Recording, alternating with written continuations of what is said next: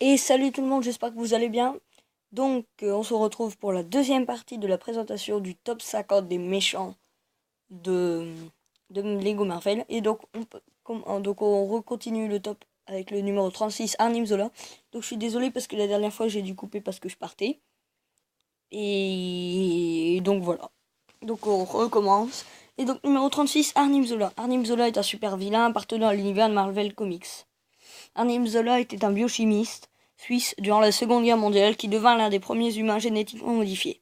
Ses travaux se basèrent sur les études menées sur les documents de la race des déviants. Le parti nazi l'embaucha pour faire des Allemands une race supérieure. Crâne Rouge financera certains travaux d'Arnim Zola.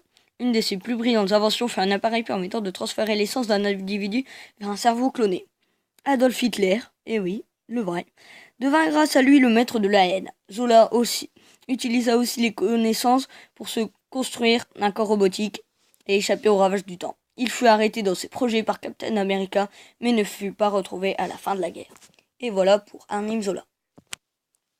Numéro 35, Malekith. Malekith le maudit était le seigneur des elfes noirs de Svartalfheim. Pour corrompre Asgard et Midgard, il tenta de provoquer un hiver éternel venu du Niflheim, mais fut banni par Odin dans une dimension de limbe noire où elle resta emprisonnée jusqu'au temps moderne. Il en fut libéré par Surtur, son ancien maître. Le démon du feu lui demanda de provoquer le chaos pour préparer son arrivée. Malekith s'allia alors à Loki, mais ce dernier, sachant qu'il comptait détruire Asgard, fit un double jeu. C'est finalement Thor qui repoussa l'elfe noir. Lorsqu'Odin disparut à la suite d'un maléfice, il fut tué par Kurse en essayant d'usurper l'identité de Balder dans le but de voler la couronne d'Asgard. Des années plus tard, on vit Malekith bien vivant, se faisant de nouveau passer pour Balder. Il manipula Hercule pour qu'il attaque Alflise, la reine des elfes noirs. Son plan échoua et il fut facilement battu par Zeus. Et donc voilà, Malekith. Un personnage quand même très stylé. Donc là, comme on voit sur la photo, on peut voir quand même qu'il ressemble un peu à Double Face. Parce qu'il a une double face, une face bleue et une face noire. Donc je trouve ça plutôt sympa. Et voilà. En numéro 34, donc Ronan. Ronan, l'accusateur, est un super vilain extraterrestre. Ouh. Ses origines, il était aristocrate, né sur Ala. Ronan est l'accusateur suprême de l'Empire Kree, une race militariste. Il découvrit l'existence de la Terre quand une sentinelle robotique Kree fut détruite par les 4 Fantastiques. Il se rendit sur place pour y juger les super-héros mais fut battu. C'est lui qui décida plus tard d'y envoyer le jeune capitaine Marvel.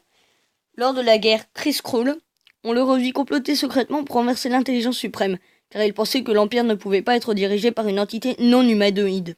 À la fin de la guerre, perdue par les Kree, Ronan décida que l'humanité pourrait être aussi vainqueur dans un conflit potentiel, futur, et il chercha à stopper puis inverser l'évolution des terriens. Il en fut empêché par Marvel, devenu ami et allié des Vengeurs. Quand la seconde guerre Kree-Skrull éclata, il combattit le surfeur d'argent. Et donc voilà pour Ronan. Numéro 33, le Shocker. Hermann Schultz est un cambrioleur de bas étage qui n'est jamais parvenu à ouvrir un coffre-fort. Mais en prison, il créa 2 gants envoyant des ondes sismiques puissantes. À son premier essai, il perça un trou dans le mur du pénitencier, ce qui faillit le tuer car il lui manquait une protection. Il en confectionna une avec une couette rembourrée et se munit d'une ceinture de batterie éternelle et de bottes lourdes pour garder l'équilibre. À sa première rencontre avec Spider-Man, notre vilain lui en fit voir de toutes les couleurs, car ce dernier avait un bras dans le plâtre. Mais une fois le bras rétabli, il fut vaincu sans difficulté. Il fait partie de la 3e incarnation des Maîtres du Mal, mais fut capturé par les Vengeurs, ses acolytes, cherchant à en faire le bouc émissaire idéal. Le Docteur Octopus l'engagea dans la 4e incarnation, visant à attaquer le manoir des Vengeurs. L'assaut échoua car les Maîtres du Mal s'embrouillèrent en luttant contre les gardiens de la galaxie de passage. Le Shocker continue depuis sa carrière de criminel professionnel.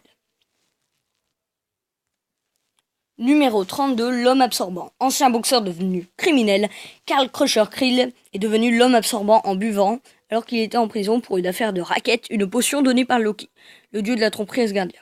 Ce dernier voulait se servir de Krill pour vaincre son demi-frère, le dieu Thor. Malgré son immense pouvoir qui lui permet de tenir tête au dieu asgardien, il fut vaincu transformé en hélium. Attendez, 5 minutes. Excusez-moi, bon, je continue. Loki le retrouva dans l'espace et lui apprit qu'il était à l'origine de sa nouvelle puissance. Il l'envoya affronter Thor une nouvelle fois, puis le transporta sur Asgard où il terrassa les légions d'Odin, puis Odin lui-même en absorbant le pouvoir d'Asgard. Finalement, le super vilain fut battu car il se querella avec Loki sur le contrôle d'Asgard. Le duo fut banni dans l'espace. Il combattit ensuite lors de courtes rencontres Hulk, Captain America, Daredevil et les Vengeurs. Il fit partie des super vilains participant aux guerres secrètes, où il commença une relation sentimentale avec Titania. Il fit aussi partie des maîtres du mal et lutta contre Khazar, puis contre les Thunderbolts. L'homme absorbant s'est rendu aux autorités après les avoir sommés de prendre soin de sa femme Titania, atteinte d'un cancer contracté lors de sa mutation. On l'a aussi revu affronter la chose. Durant le crossover Civil War, il fut laissé mort par Sentry. Et donc voilà pour l'homme absorbant. Quand même stylé, hein. En fait, il peut prendre le pouvoir de tout ce qu'il touche. Par exemple, quand il touche, voilà, la clé à molette que vous voyez là, bah, il peut se transformer carrément. Donc il est super. Numéro 31, le leader. Bon, sa biographie va être très courte. À la suite d'une exposition aux rayons gamma, comme Hulk, il est doté d'un pouvoir télépathique, lui permettant de plier chaque être à sa volonté. Son objectif est de capturer Hulk afin de s'approprier sa force physique et de devenir ainsi presque omnipotent. Si son destin se réalisait, il serait capable de dépasser les limites de la compréhension humaine jusqu'à atteindre un stade quasi divin. Devenu alors le dieu des temps et des univers, il pourrait balayer la création tout entière et se fondre avec l'univers. Dans la série The Leader God of God, il règne sur l'univers et le puissant Hulk n'est plus pour lui qu'une simple poussière. Il faut aussi partenaire de UFOs, de l'Abomination et du Caméléon. Il apparaît dans Marvel Zombie. Voilà ce que je peux vous dire sur le Leader. Et enfin, on va terminer là. Bon, la vidéo sera très courte, quoique elle a duré quand même un bon moment, 6 minutes, bon un peu plus parce que je vais donc raconter le blog. Le Texan Fred G. Dukes est un artiste de cirque surnommé le Colosse, ou le Blob, en raison de son gabarit et sa force phénoménale. Il est contacté par le professeur Xavier qui le veut au sein des X-Men. Mais Dukes refuse d'intégrer la jeune équipe, allant jusqu'à se battre contre eux, jaloux de Scott et Jean. Déçu, Xavier efface les souvenirs de tout le monde et Dukes reprend sa vie au cirque. Le mutant Magneto prend lui aussi contact avec Dukes, qui rejoint la confrérie des mauvais mutants pour l'appât du gain. Il est l'ami et l'allié fidèle Nus chez Facteur 3. Plus tard, il travaille pour l'Empire Secret. Dukes est donc souvent opposé aux X-Men, mais aussi à Hulk, aux Défenseurs et aux champions de Los Angeles. Et donc voilà, donc ce sera tout pour cette vidéo. Donc on aura été du numéro 30, enfin du numéro 37 au numéro 30. Bon, la vidéo est courte. Donc là, il y a eu la première partie du sorcier à Lofé. Et là, donc ce sera de Aldrich Killian au Blob. Et après, vous verrez, ce sera une surprise. Donc j'espère que cette vidéo vous a plu. Et ce qui est cool aussi avec ces vidéos, c'est que je peux un peu c'est que je peux quand même vous apporter de la culture de Marvel, des méchants surtout. Et je ferai aussi un top 50, ou peut-être plus. Je vais voir combien il y a à peu près de méchants. Je ferai peut-être un top 50 des super-héros de Marvel.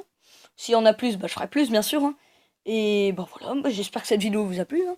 Et donc on se retrouve la prochaine fois. Donc pour aller du numéro 29, on essaiera d'aller jusqu'à la fin, mais je vous promets rien. Attention.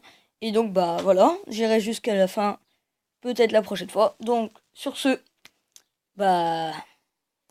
salut à tous. N'oubliez pas de mettre un like, un petit commentaire et à vous abonner aussi si c'est pas déjà fait. Bon allez, moi je vous laisse, je prépare mes prochaines vidéos. Allez, salut.